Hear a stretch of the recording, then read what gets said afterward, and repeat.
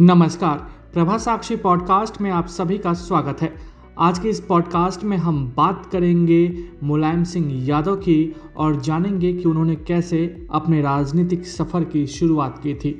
तो आइए सुनते हैं आज के इस पॉडकास्ट को। लेकिन उससे पहले अगर आपने हमारे चैनल को सब्सक्राइब नहीं किया है तो ज़रूर कर ले, ताकि हर रोज़ आप ऐसे ही इंटरेस्टिंग और जानकारीपूर्ण पॉडकास्ट सुन सके।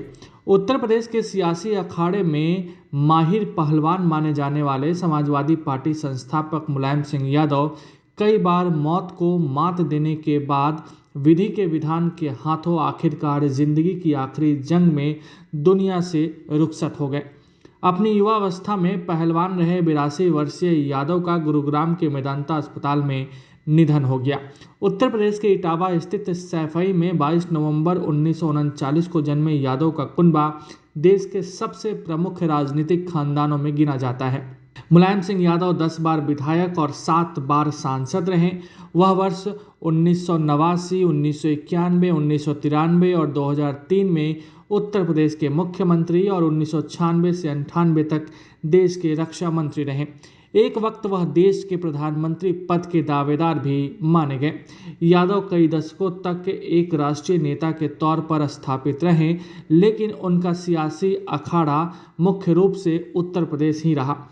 यहीं से उनकी राजनीति निखरी और समाजवाद के प्रणेता राम मनोहर लोहिया से प्रभावित होकर उन्होंने अपने राजनीतिक सफर की शुरुआत करते हुए उत्तर प्रदेश में सत्ता के शीर्ष को छुआ। समाजवादी पार्टी को शिखर पर पहुंचाने के बाद वर्ष 2012 में विधानसभा चुनाव में सपा को पूर्ण बहुमत मिलने पर यादव ने अपने गद्दी अपने बेटे अखिलेश यादव को सौंप दी। जनवरी 2017 में अखिलेश ने सपा अध्यक्ष पद पर काबिज होने के बावजूद मुलायम की सपा में हैसियत नेताजी के रूप में बनी रही। यादव ने अपने राजनीतिक सफर में कई उतार चढ़ाव देखे हैं। हर सफलता और विफलता में वह सपा कार्यकर्ताओं के नेताजी के तौर पर स्थापित रहे। वर्ष 2016 में अखिलेश और उनके चाचा शिवपाल सिंह यादव के बीच तल्खी से उत्पन्न बगावत के बाद भी मुलायम सिंह यादव ही वह शख्सियत रहे जिनकी मौजूदगी परिवार की एकजुटता की आस जगाती थी। मुलायम सिंह ने राजनीति की सभी संभावनाओं की थाह ली थी। वह अलग अलग दौर में लोहिया की संयुक्त सोशलिस्ट पार्टी, चरण सिंह के भारतीय क्रांति दल, भारतीय लोक दल और समाजवादी जनता पार्टी से भी जुड़े रहे। उन्होंने वर्ष 1992 में समाजवादी पार्टी का गठन किया और बहुजन समाज पार्टी के साथ गठबंधन कर सफलतापूर्वक चुनाव लड़ा। इसके अलावा उन्होंने राज्य में अपनी सरकार बनाने या बचाने के लिए कांग्रेस और परोक्ष रूप से भाजपा का भी साथ लिया है। वर्ष 2019 में यादव ने संसद में प्रधानमंत्री नरेंद्र मोदी की सराहना भी की और उन्हें उसी वर्ष हुए लोकसभा चुनाव में दोबारा जीत का आशीर्वाद भी दिया था। उस वक्त उत्तर प्रदेश में भाजपा को सपा की मुख्य प्रतिद्वंदी पार्टी के तौर पर देखा जा रहा था। ऐसे में यादव के इस बयान पर कई अटकलें लगाई गई। मुलायम सिंह यादव ने भारत, पाकिस्तान और बांग्लादेश का परिसंघ बनाने की वकालत भी की। अपने छात्र जीवन में छात्र संघ की राजनीति में सक्रिय रहे मुलायम सिंह यादव ने राजनीति शास्त्र में डिग्री हासिल करने के बाद एक इंटर कॉलेज में कुछ समय के लिए शिक्षण कार्य भी किया। वह वर्ष 1967 में जसवंत नगर सीट से पहली बार विधायक बने। अगले चुनाव में वह फिर इसी सीट से विधायक चुने गए। बेहद जुझारू नेता माने जाने वाले मुलायम सिंह यादव ने वर्ष 1975 में तत्कालीन इंदिरा गांधी सरकार द्वारा देश में आपातकालीन घोषित किए जाने का कड़ा विरोध किया। आपातकाल खत्म होने के बाद वह लोकदल की उत्तर प्रदेश इकाई के अध्यक्ष बने।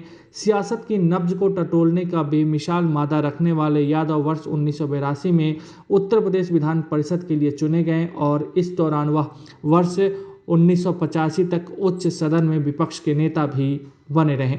वह वर्ष 1989 में पहली बार उत्तर प्रदेश के मुख्यमंत्री बने। इसी दौरान राम जन्मभूमि आंदोलन ने तेजी पकड़ी और देश प्रदेश की राजनीति इस मुद्दे पर केंद्रित हो गई। अयोध्या में कार सेवकों का जमावड़ा लग गया और उग्र कार सेवकों से बाबरी मस्जिद को बचाने के लिए 30 अक्टूबर 1990 को कार सेवकों पर पुलिस ने गोलियां चलाई, जिसमें 5 कार सेवकों की मौत हो गई। इस घटना के बाद प्रदेश के तत्कालीन मुख्यमंत्री मुलायम सिंह यादव भाजपा तथा अन्य हिंदूवादी संगठनों के निशानों पर आ गए और उन्हें मुल्ला मुलायम तक कहा गया। मुलायम सिंह यादव ने वर्ष 1992 में सपा का गठन किया। बाबरी मस्जिद को बचाने के लिए कारसेवकों पर कड़ी कार्रवाई के बाद मुस्लिम समाज का एक बहुत बड़ा वर्ग सपा के साथ जुड़ गया, जिससे पार्टी के लिए मुस्लिम यादव का चुनाव जिताऊ समीकरण भी उभर कर सामने आया। इससे सपा राजनीतिक रूप से बेहद मजबूत हो गई। उत्तर प्रदेश की सियासत में इस पहलवान ने उसके बाद एक लंबे अरसे तक भाजपा और अन्य विरोधी दलों को मजबूत नहीं होने दिया। नवंबर 1993 में मुलायम सिंह यादव बसपा के समर्थन से एक बार फिर से राज्य के मुख्यमंत्री बने, लेकिन बाद में समर्थन वापस होने से उनकी सरकार गिर गई। उसके बाद यादव ने राष्ट्रीय राजनीति का रुख किया और 1996 में मैनपुरी से लोकसभा चुनाव जीते। विपक्षी दलों द्वारा कांग्रेस का गैर भाजपाई विकल्प तैयार करने की कोशिशों के दौरान मुलायम कुछ वक्त के लिए प्रधानमंत्री पद के दावेदारों के तौर पर भी नजर आए। हालांकि वह एच.डी. देवगौड़ा के नेतृत्व में बनी यूनाइटेड फ्रंट की सरकार में रक्षा मंत्री बनाए गए। रूस के साथ सुखोई लड़ाकू विमान का सौदा भी उन्हीं के कार्यकाल में हुआ था। बाद में मुलायम सिंह यादव ने एक बार फिर से उत्तर प्रदेश की राजनीति का रुख किया और वर्ष 2003 में तीसरी बार राज्य के मुख्यमंत्री बने। 2007 में हुए विधानसभा चुनाव के बाद बसपा की सरकार बनने पर वह विधानसभा में नेता प्रतिपक्ष भी रहे। वर्ष 2012 में हुए विधानसभा चुनाव में सपा को पहली बार पूर्ण बहुमत मिला। उस वक्त भी मुलायम सिंह यादव के ही मुख्यमंत्री बनने की पूरी संभावना थी, लेकिन उन्होंने अपने बेटे अखिलेश यादव को यह जिम्मेदारी सौंपी और अखिलेश 38 वर्ष की आयु में राज्य के सबसे युवा मुख्यमंत्री बने। हालांकि वर्ष 2016 में यादव परिवार में बिखराव शुरू हुआ। तत्कालीन मुख्यमंत्री अखिलेश यादव और उनके चाचा शिवपाल सिंह यादव के बीच वर्चस्व की जंग शुरू हो गई, जिसकी वजह से शिवपाल ने वर्ष 2018 में प्रगतिशील समाजवादी पार्टी के नाम से अपना अलग दल बना लिया। मुलायम इस दौरान अपने कुनबे को एकजुट करने की भरपूर कोशिश करते रहे, लेकिन इस बार उन्हें लगभग मायूसी भी हाथ लगी। इस साल के शुरू में उत्तर प्रदेश विधानसभा चुनाव में अखिलेश और शिवपाल एक बार फिर साथ आए थे।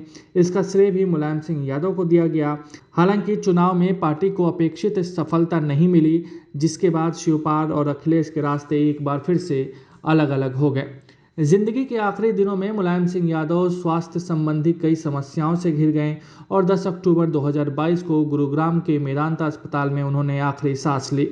मुलायम जब तक जीवित रहे वह सपा कार्यकर्ताओं के लिए नेताजी बने रहें। तो आज के लिए इतना ही। अगले पॉडकास्ट में किसी और मुद्दे पर देंगे विस्तृत जानकारी। जुड़े रहिए प्रभा साक्षी के साथ।